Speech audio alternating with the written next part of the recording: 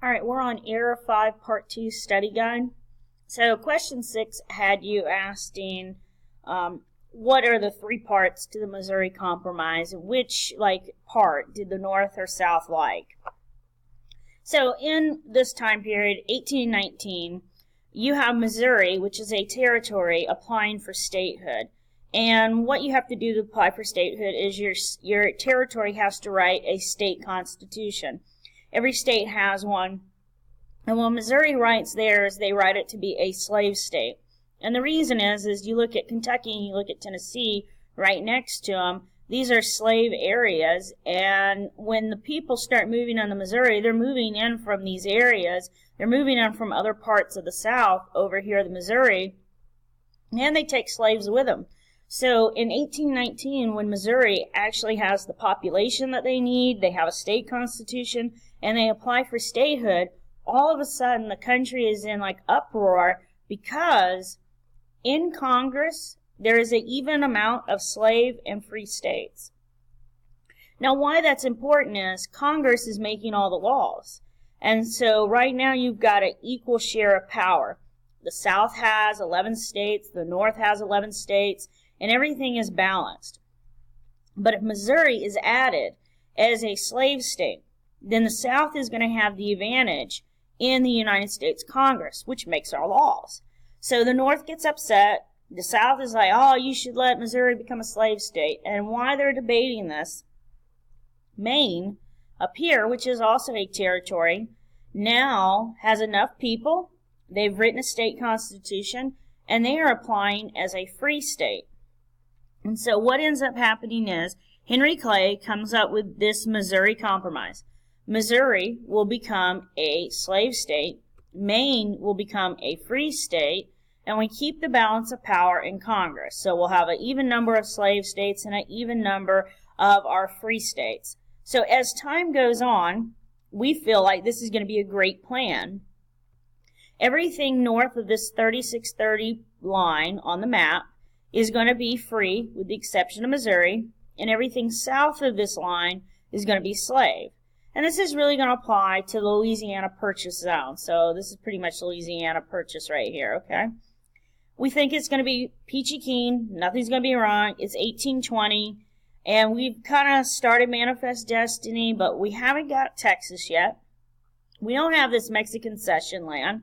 And so at the moment, we think this is a good plan. As time goes on, we're going to notice this is not a good plan. And they're going to have to come up with another compromise, the Compromise of 1850. The North loves that they get Maine. The South loves that they get Missouri. And everybody seems okay with this line, 3630, being the division between free and slave states. Everybody's okay. They agree with this until we start to have more additions, because most of the additions that we're going to have will be down here in the southern part. Question 7 is asking, why is the Missouri Compromise considered a temporary solution? It's temporary because when we add more land, we're going to pretty much expand it in the southern part. And every time you add more land, you reopen this gaping wound of slavery. Are you going to allow slavery to expand?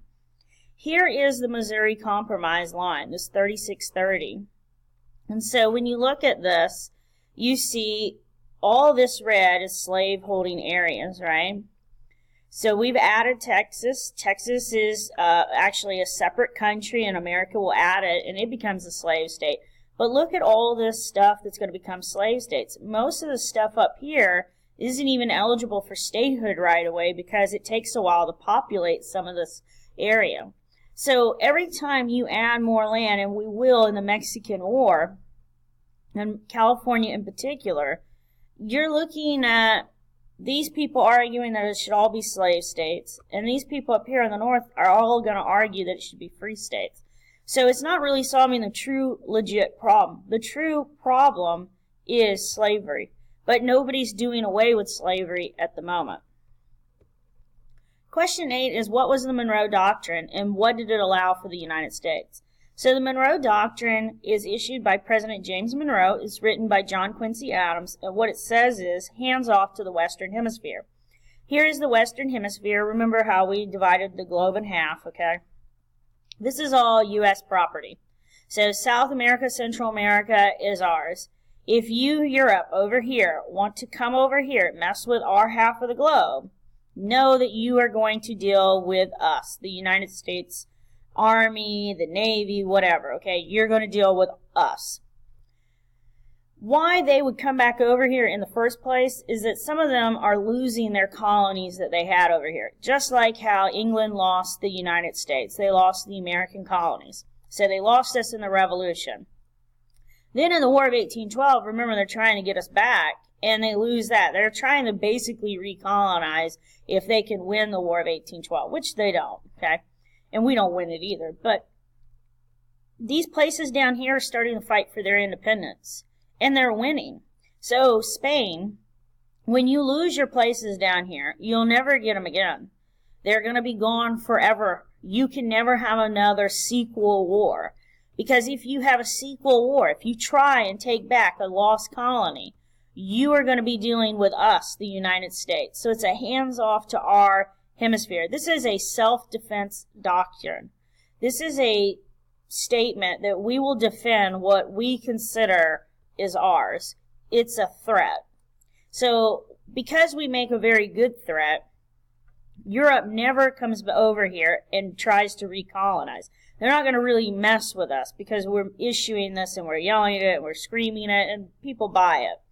So it allowed the United States to focus on domestic things like the American system instead of focusing on foreign issues. So when you're not actually having to fight foreign wars all the time, you can build up your country. And so America is going to do a lot of nation building during this time. Question 9 is like looking at some of the reformers and areas of reform. The Grimke sisters are two Southern abolitionists. So they're actually born to Southern slave owners. And they renounce their lifestyle. They renounce that slave-holding lifestyle. And they become women suffragists and abolitionists. So they actually become Quakers. So they marry men who are Quakers, and they will help out with the abolishment, the ending of slavery, and they help out with women gaining the rights to vote.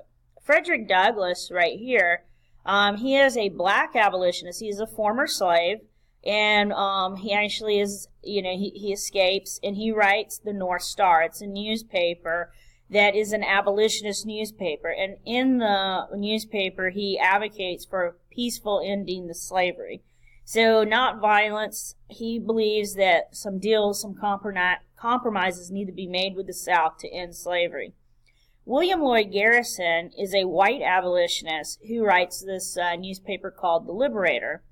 He says he wants an immediate and any means possible end to slavery. He doesn't care how you get there as long as slavery comes to an end.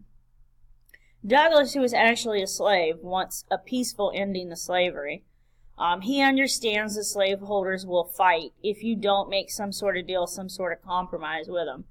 Garrison, who's never been a slave, calls for violence to end slavery. Why you need to know the difference between these two guys is this guy, William Lloyd Garrison, is going to be blamed for a really violent rebellion, Nat Turner's Rebellion. And remember, Nat Turner's Rebellion changes pretty much how slaves are going to be treated and even how freed slaves are going to be treated in the South. So the freed men who are actually living in the South get a worse treatment because of Nat Turner's Rebellion. Lots of new rules. That will eventually become Jim Crow laws in the American South. So all the segregation laws, that's pretty much where you get this from. Garrison is calling for violence, and then when violence occurs, he gets blamed for it. And he goes out of, celebrity. Now, Frederick Douglass will later on go on to advise President Lincoln. He actually, talks with President Lincoln. He advises him on the slave issue. And eventually he'll go on to be an ambassador for the United States to Haiti. Question 9 continued, Horace Mann. So Horace Mann was an educational reformer. He believes that if you really want a democracy like we have, you have to have an educated voting class. So you need to make public education, and you need to make it tax supportive like they had in the New England colonies. He wants to do that for the entire United States. And remember, that is a part of John Quincy Adams' platform. He wants to make free public education. It's not odd for the people in New England to believe that because they've always grown up with it. E, Dorothea Dix, she is the mental and prison reform person. Back then, if you were mentally imbalanced, they put you in a prison. So if you were dealing with a real bad case of depression or maybe something was going on with you that you just weren't acting like what they would consider normal back then, they put you in prison. And imagine who's in prison. So if you weren't mentally unbalanced before you went in, you're definitely going to be while you're in there. It's a terrible place. They didn't treat prisoners right. They had gangs, like work gangs that they made them work. Just a lot of bad things went on back then.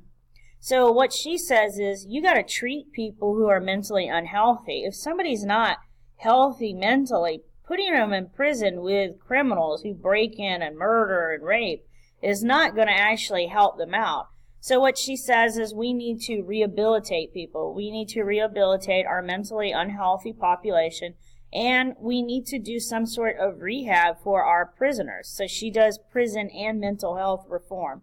A lot of people just associate her with mental health, but you also have to associate her with prison reform.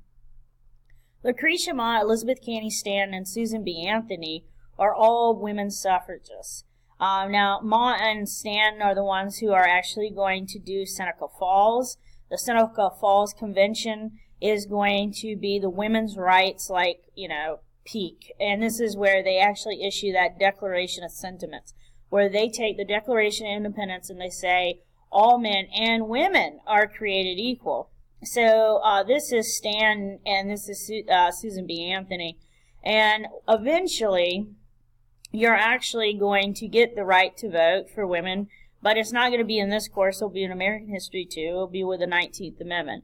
But these are women who fight for women's right to vote. It's not odd that these women will also fight for abolitionism, so they do tend to be abolitionists, and they also will be people who will tend to fight for prohibition, making alcohol illegal as time goes on. In the beginning, it's all about the temperance movement, and that's limiting how much alcohol people drink. And then as time goes on, it becomes the prohibition movement. Question 10 is, what is nationalism? And give 2 examples and explain how it's a good example of nationalism. These are not the only ones, but you can come out with 10 times more. But nationalism is the belief in putting your country's needs above your own personal needs, your own region, your own interests. This is what we ask you to do every single time you vote in the nation. We want you to vote on what is best for the entire country and not just you. So a really good example is the American system. The North, South, and West, and the West is a part of this at this point, they all get something that they want. They get infrastructure, they get roads, they get canals, because they all want transportation to get easier so that they can get goods and they can ship out their goods better. Okay. Now, maybe they don't like all parts of it, like the South doesn't necessarily like those tariffs and they don't like the bank. But everybody agrees that this is what's best for the entire nation. And remember, Henry Clay, the great compromiser, comes up with this plan. The Missouri Compromise is another really good example of nationalism. The North and the South agree to come together on this question of slavery. And, eventually this, the slavery thing will be a sectional issue. But in the beginning, this Missouri Compromise is nationalism. The South gets something they want, the North gets something they want, and they agree that 3630 line would be the division between slave and free states for here on out. So instead of actually going to war in 1820, they go ahead, they get all on the same page because of Henry Clay, the great nationalist, really, the great compromiser's plan.